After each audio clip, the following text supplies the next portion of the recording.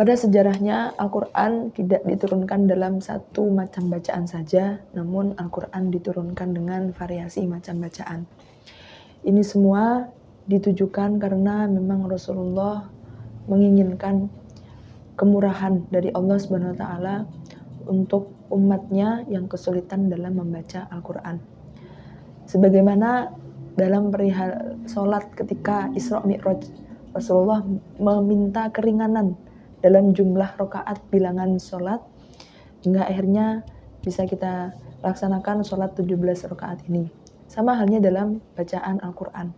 Rasulullah meminta keringanan kepada Allah agar umatnya ini diberikan kemudahan dalam cara membaca Al-Quran, mengingat bahwa umatnya Rasulullah ini beragam, sehingga harus ada variasi macam bacaan yang lainnya yang dimampui oleh umatnya.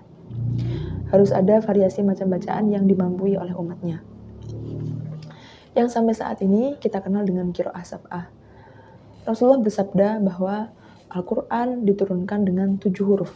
Namun jangan sampai kita mengartikan bahwa 7 huruf ini adalah sab'atul qiraat. Ini tentunya akan sangat jauh berbeda. Karena 7 huruf yang dimaksudkan oleh Rasulullah ini ada sebelum adanya sab'atul qiraat. Pernah ada suatu cerita, sahabat Umar mendengarkan bacaan sahabat yang lainnya. Di dalam masjid, sahabat Umar mendengarkan bacaan Al-Quran yang belum pernah didengarnya. Nah, sahabat Umar akhirnya merasa bimbang. Kok bisa ada bacaan Al-Quran yang sedemikian rupa? Ada bacaan Al-Quran yang tidak pernah Rasulullah ajarkan kepada saya. Akhirnya, setelah sahabat tersebut menyelesaikan sholat, sahabat dibawa ke Rasulullah. Wahai Rasulullah, orang ini membaca Al-Quran tidak sesuai dengan apa yang panjenengan ajarkan kepada saya. Ini bagaimana bisa seperti ini? Akhirnya Rasulullah pun menjawab bahwa memang demikianlah bacaan Al-Quran yang saya ajarkan kepadanya. Nah, disinilah munculnya bahwa memang Al-Quran diturunkan dengan variasi macam bacaan. Seiring berkembangnya zaman, seiring berkembangnya waktu, semakin banyak bacaan Al-Quran yang semakin banyak juga variasinya. Hingga akhirnya beberapa ulama tampil untuk menyaring mana saja bacaan yang sanadnya ini sampai ke Rasulullah, mana saja bacaan yang tidak. Yang diantaranya ada Imam Ibnu Jazari, diantaranya ada Imam Ibnu Mujahid, yang menyaring dari sekian ratusan bacaan Al-Quran hingga dipilih hanya beberapa bacaan-bacaan saja yang bisa dijadikan untuk membaca Al-Quran. Dan sampai saat ini kita kenal dengan qiraah sab'ah. Hikmah yang bisa kita ambil ketika kita mempelajari qiraah sab'ah adalah akhirnya kita bisa mengerti bahwa memang demikianlah Al-Quran diturunkan.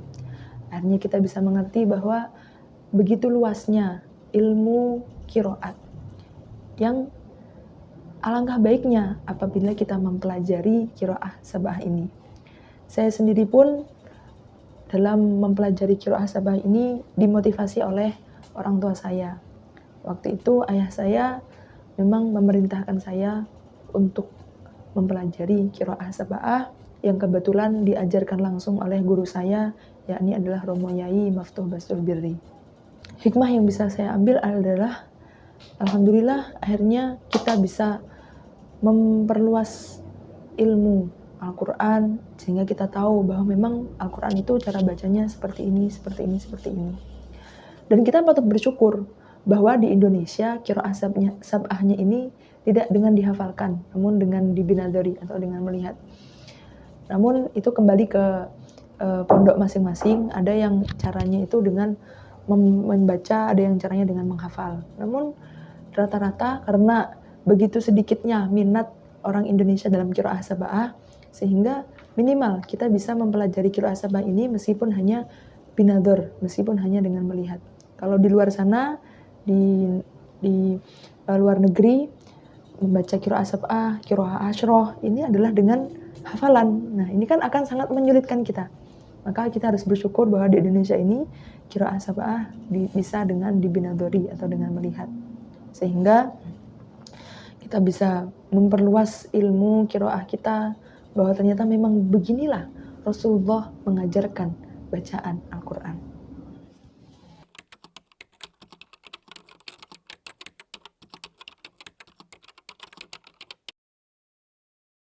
Bentar. Di Indonesia kita menggunakan bacaannya Imam Hafiz, yang mana Imam Hafiz ini adalah muridnya Imam Asim. Jadi riwayat Hafiz, qiraah Asim. Kenapa kok kita memakai ini? Dan gak hanya di Indonesia, bahkan rata-rata di seluruh dunia itu memakai qiraahnya Imam Asim ini. Karena memang dalam qiraah Imam Asim ini tulisan dan bacaannya tidak jauh beda. Sehingga ini yang memudahkan kita untuk membaca Al-Quran. Berbeda dengan imam-imam yang lainnya yang sedikit, bahkan banyak berbeda antara tulisan dan bacaan. Ini sangat jauh berbeda dan banyak sekali wajah-wajah bacaan dalam qiraah tersebut. Sehingga karena qiraah-qiraah yang lain ini sulit untuk dibaca, akhirnya orang-orang rata-rata itu adalah membaca qiraahnya Imam Asim riwayat Hafiz. Seperti itu.